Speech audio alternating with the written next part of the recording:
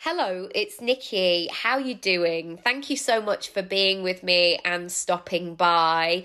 It's been a moment since I've released an episode, but I needed to take some much needed time with my family, and also behind the scenes, I've been going through a bit of a moment of readjustment. So you're not suddenly going to see, oh, Nikki's never spoken about the fact that she would like to be a vet and now she's retraining as one. No, this just has been a process of almost like retweaking things. You know, like when your school used to shut down for Christmas or the school holidays, and it really needed a good clean, and it needed stuff being moved around, and maybe the desks needed to be changed around. That's the process that I've been going through. And according to some of my clients as well, who may be listening, some of my clients have been experiencing that as well, because let's face it, it's been a weird couple of years.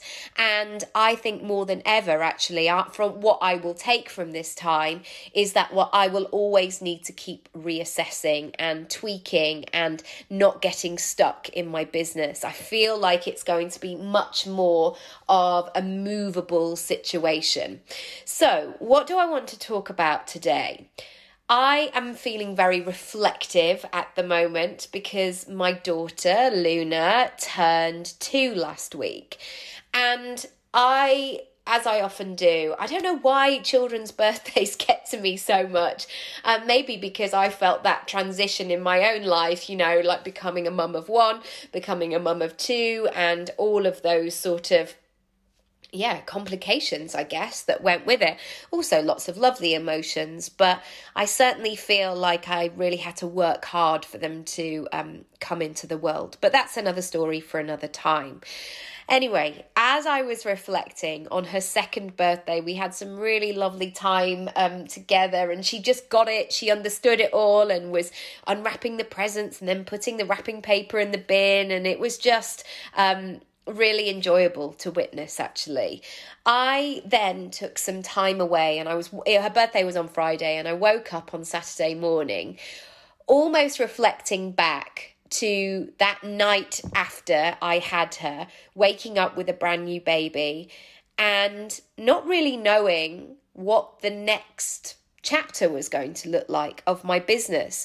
I was relieved that she was out in the world and seemingly was healthy and things was sort of had all gone to plan, etc. But I wanted to go back over my calendar and see what had happened over the last 2 years. And I'm going to be giving you and sharing some lessons from that time of what I experienced in real time, because I really feel still on the internet there's this very much sense of I was nothing, I was homeless, I was in so much debt, and now I'm living in a castle and everything is perfect in my life.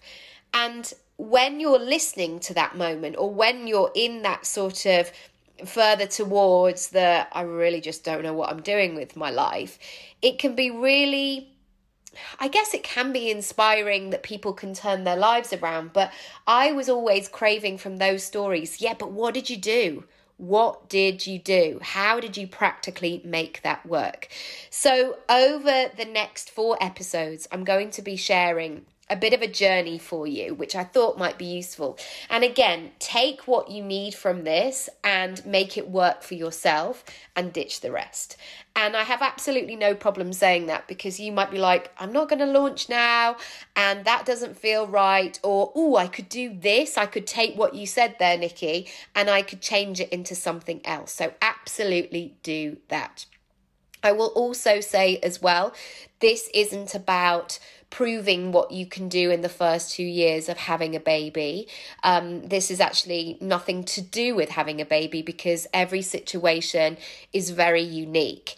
And equally though, I do believe that everybody has to do what they have to do in their life, in their family. We are 2 self-employed people, so that sort of maternity leave situation doesn't necessarily factor in our decision making. And also with the pandemic, much of our work was closed down, especially for Matt, who had lots of stuff in place. And this might be a slightly different moment. So some people might judge me, and I'm going to throw that out there. Some people might judge me going, you shouldn't even, what are you doing, Nikki? What happened? But you have to trust in the fact that I have the trust in me, that I need to do what I needed to do. And there are 24 hours in the day. And so even though you might hear me doing bits of work, there were definitely times where I would go to sleep in the middle of the day for 3 hours, and that was fine as well. So hopefully this will give you an inside view, and also that I don't live a binary lifestyle in that sort of traditional way. So I knew in terms of my maternity leave, I wasn't one of those people who could necessarily afford to or want to do that. I'm pregnant for 9 months and then I'll take 9 months off and then I'll just go back to being normal. It didn't necessarily feel right for me to go back into full-time work, and I'm still not really working full-time, and neither is Matt, and only now Luna has gone into nursery. So I'm just kind of throwing in some context into this mix. Also, my mum is literally down the road as well, and my stepdad, and that's important to say that we do have support from them. And sometimes that looks like childcare, and sometimes that looks like my mum saying, do you want to come and eat here? And us all rocking up, Matt being away and me having a baby, trying to feed a baby and feed myself, and having a Larry 3-year-old. That's what that looked like as well. So I just wanted to add that into the mix. But let's go back to August 2019. So August 2019 was when Luna was born. And the first lesson that I want to share from that moment is, if you are having a life-changing moment, and I would regard having a child to be that, and many other, it doesn't necessarily have to be a big monumentous moment, but a change, something that requires your attention essentially. I knew that I had to do what was right for me, my baby, and my family. And I chose to have an elective C-section. But I was also advised from the hospital that that would be a great thing to do. Mainly because I'd had a complicated birth with my son 3 years before. He was an enormous baby. And with this situation, this pregnancy, I had 40 plus appointments. Now, considering and I was only pregnant for 39 of those weeks because I had Luna early, that's a lot of appointments, and you don't usually see somebody till 11 or 12 weeks. So that was a lot of being looked at, checked, monitored, assessed, going to various units, and it was a very scary time at times. Unfortunately, all of those worries and concerns turned out in the end, but I know that not everybody is as lucky. However, I knew that my business brought a lot of income into our household as well. And so up until that moment of August 2019, I really took lots of steps to prepare my business for my birth. And I knew when I was going to have her. And bizarrely, there was some kind of comfort in knowing what that date was because I was able to prepare. I sort of knew what to expect, although, of course, you didn't. And yet, I did still feel that enormous pressure of what would people say? Would people think that I was taking the easy way out, or would people have judgment? And my lesson from that month and 2 years later is you have to trust your instinct. You know your life, your family, your circumstances, your needs, your business better than anybody. And so there are those times where you have to block out that noise, what people are sharing or advising, because actually it's down to you. Secondly, little bonus point from this moment. People still treat boys and girls so differently. So incredibly differently. And I can only speak for what I have. So I have a boy who's nearly 6 and a girl who's now 2. And the way that society views them from being on the inside, and I knew Luna was a girl, I didn't know that Oscar was a boy, from the way that people buy, from the way that people talk to them, their expectations, what they converse with them, what they think is possible for them. I have been absolutely flabbergasted in the differences. And so in that August, I guess lots of my, not worries necessarily, but my predictions actually came true. And again, it gave me that mission of, I want my girl to feel that she is just as capable as anything that a boy could do. I want her to believe that she is really unstoppable, that she can create whatever it is that she wants to be and be whoever she wants to be in this world. And it was a reminder for me, I guess, as well. Obviously, once I'd stopped bleeding and could walk in a straight line and all of those things, and to take my time. But I knew that I still had to show up for my dreams and where I was going next. And I knew that I had to set an important example and to be a full version of myself. It's been really interesting, and it really gave me that affirmation or reaffirmation of, who do I want to be? What's next? Where am I going? In September 2019, I received a phone call from a woman who I've worked with previously called Kate, and Stylist magazine. And at the time, I wasn't expecting this phone call at all, because I was very much still in the joggers, a weird vest / terrible breastfeeding bra, hair everywhere, thinking, gosh, well, I've just got Oscar to nursery on time. Okay, brilliant. That is my tick for today. And I remember us being out for lunch, because Matt's family came down to meet Luna and to see us. And I remember looking at this email that had come through.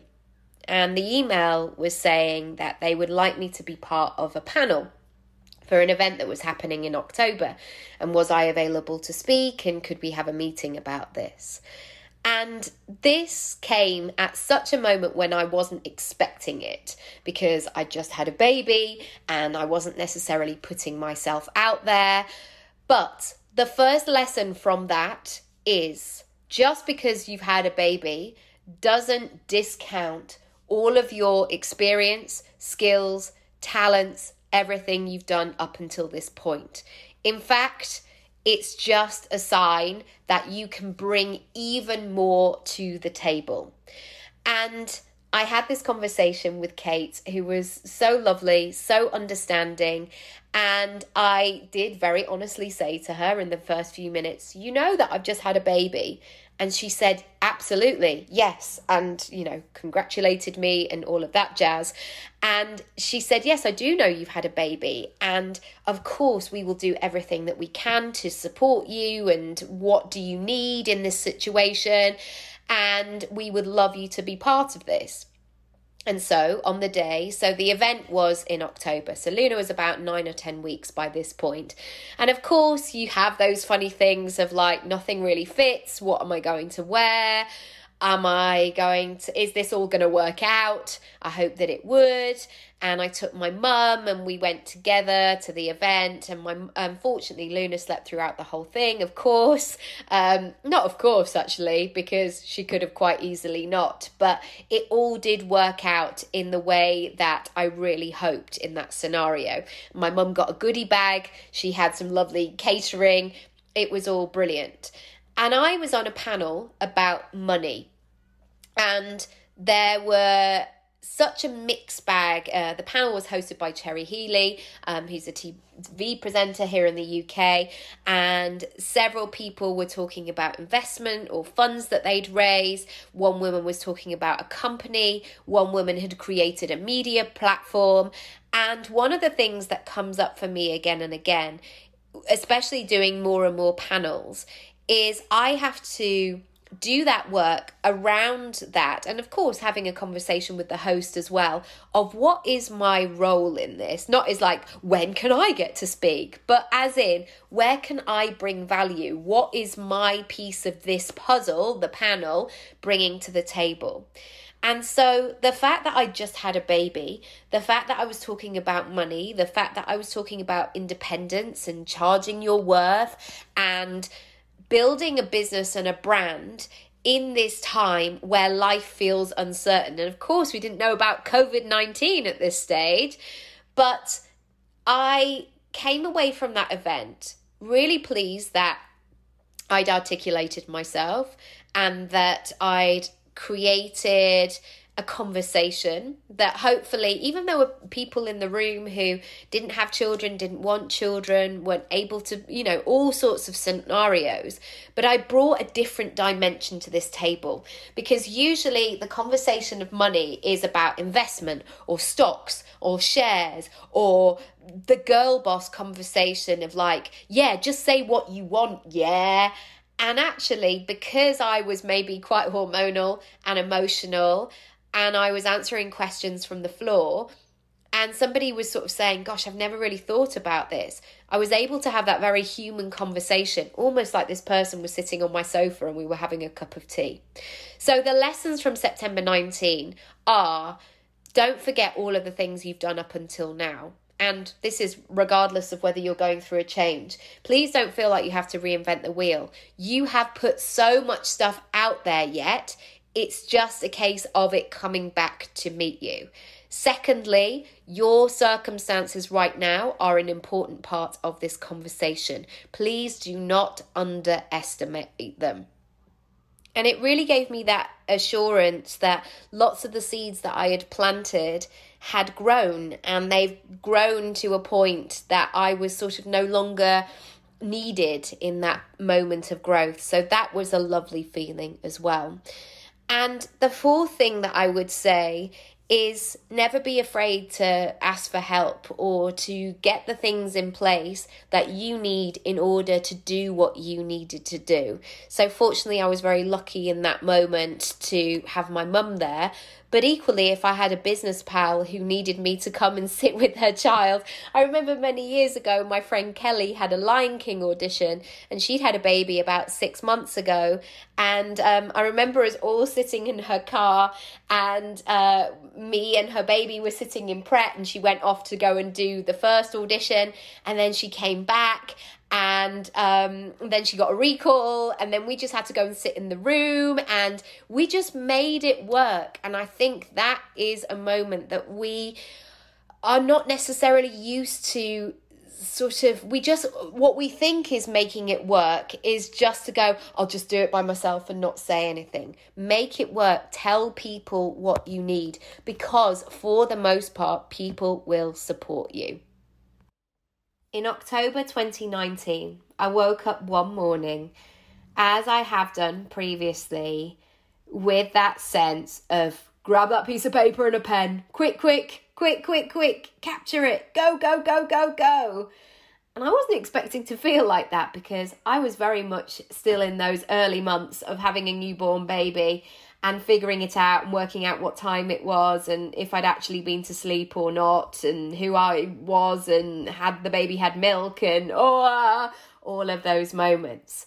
But I knew that this urge was just that.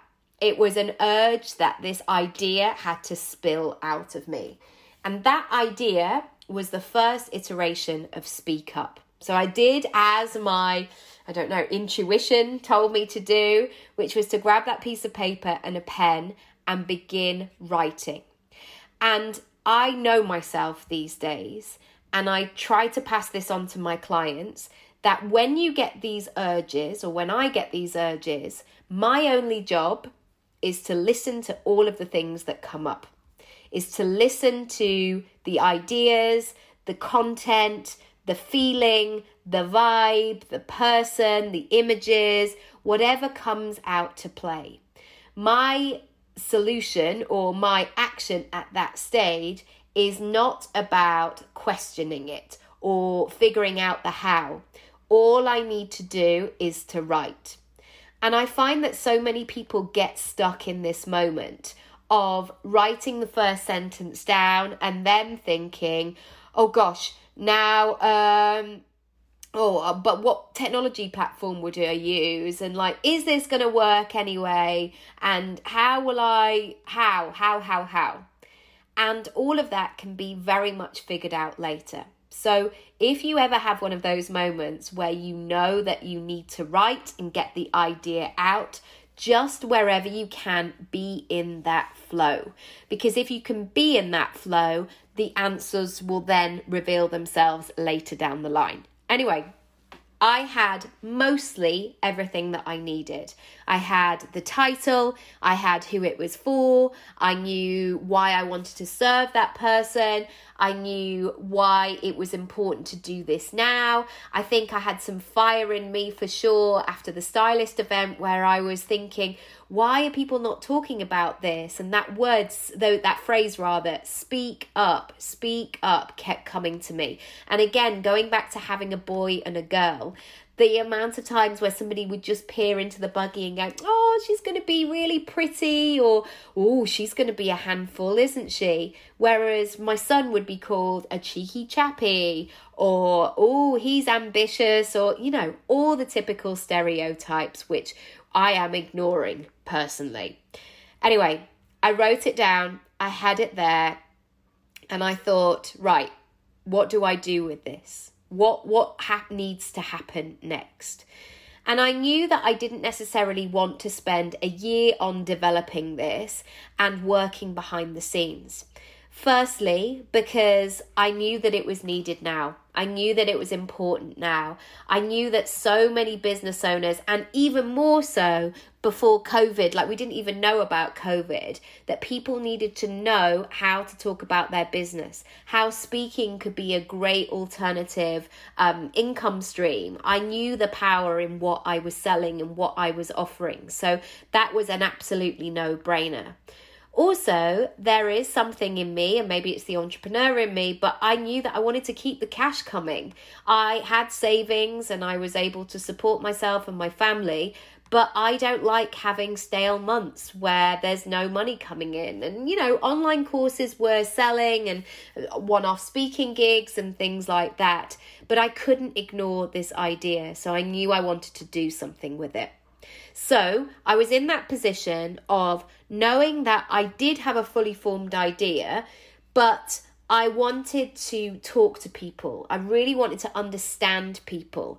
And also, as part of that online course, I knew I wanted to offer a course, but I knew that I would get so much from offering a one-to-one in that experience. So I decided to do a beta version. And I'd never done a beta version before in anything I'd created, and I just wanted to experiment and see how it went. So this is what I did. I created the course, so a 4-week course, and it was 4 different workshops. I released them 1 week after another, and every week I also did a Q&A. So when people started talking about who they were in the beginning of the Speak Up, they would then have a Monday night session where people could come onto Facebook, I think it was Facebook I did it on, and they could have a conversation, and I could also give another live training. Again, that was so valuable. And each person I offered a one-to-one.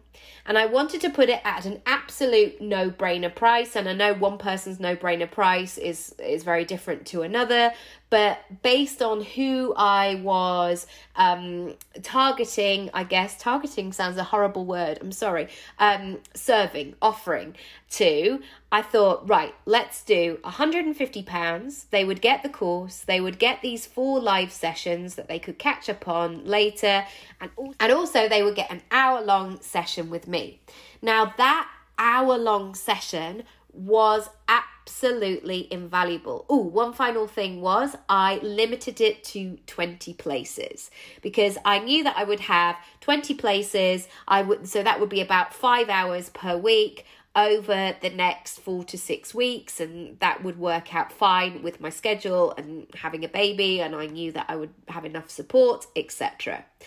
So those places, those 20 places filled pretty quickly. In fact, I think 15 of them filled within the first 12 hours. So that was a really wonderful moment where I just thought, oh, good, I was right. There is a need for this. There is something going on. But also, those one-on-one sessions gave me so much information about what was really going on with people. But those one-to-one sessions were so valuable because I got to know these people. I got to know why they were using this particular service at this time. I got to know other stuff that maybe they hadn't shared. I could ask those questions. What attracted you to this? Why do you want to bring speaking in? Oh, it was so invaluable. So I guess the lessons from here were: trust those instincts when they come, because they might just come thick and fast, and don't concentrate on the how, just concentrate on the idea. The second thing is go for the stuff that you know. Don't overcomplicate things. Don't feel like you have to learn something new or do all of the things for like speakers for podcasts, speakers for this, speakers for that. Now, the version of Speak Up is much more detailed, and you can check it out on my website if you'd like to do that. Now that version is way more, and it's been reinvented and tweaked and added, and it's much more of a robust piece of work. The third thing, talk to people. Absolutely talk to people. And don't underestimate the live situation. Doing that course live was so lovely, and I know so many people made friends with other people on that course. They supported each other, and it really felt like we were part of something. The next thing I want to share about that is build a course or build a piece of work and offering that suits your lifestyle. If I hadn't have capped it at 20 people, I could have had dozens and dozens of people. And of course, that would have made sense financially, but I wasn't able to deliver excellence to dozens and dozens of people. So I had to work with what I have. Now, many more people have gone through that course, and it's something else. It's a new version of that. The final thing on that is trust your own version, trust your flavor, and know that your version is absolutely enough. So going back to last month's lesson of working with stylists, like I knew the fact that I had a newborn baby and I was navigating all of these things, I had an equally valid position within that conversation too.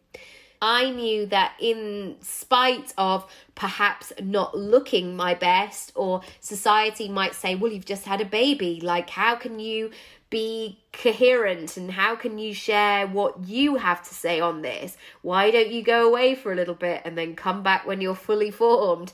No, that's what society wants us to do. And if anything, sometimes just speaking from the heart is enough to inspire, to motivate, to entertain, to educate, all of these things that we're all looking for.